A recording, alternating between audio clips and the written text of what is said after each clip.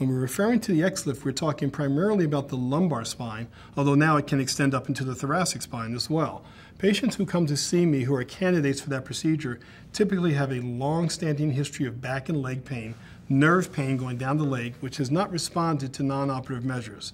Those patients are frequently incapacitated with their symptoms, and when all other measures have failed, are candidates for surgery, and the XLIF is a superb option for those patients.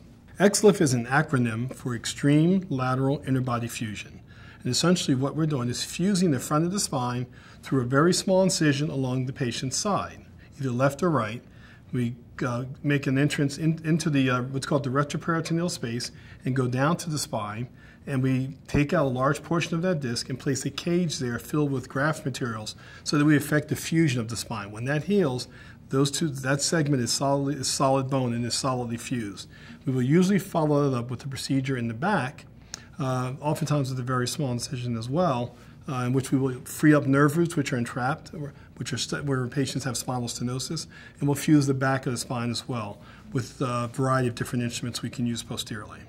The advantages are smaller incisions, less blood loss, quicker return to activity, typically quicker return to work, typically a shorter hospital stay. These patients often go home the next day.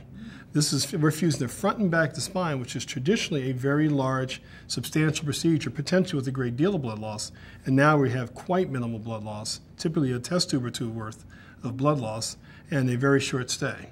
It's a procedure that has a very high clinical success rate, and it allows us to achieve the same goals we do through a standard open technique with much less trauma to the patient.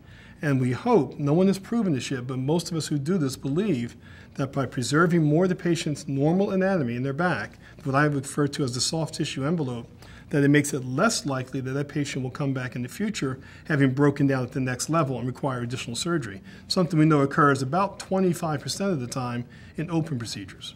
Typically when I do an open fusion, a standard open procedure, I get those patients into a walking program, again very quickly, but I get them into physical therapy typically about 3 months out. Before then I encourage the use of an exercise bicycle, swimming, walking, aerobic activity. With XLIFs, I will send patients to therapy as quickly as 4 weeks out. And therapy that we're talking about then is really truly aggressive strengthening therapy to enhance the patient's functional restoration following the surgery.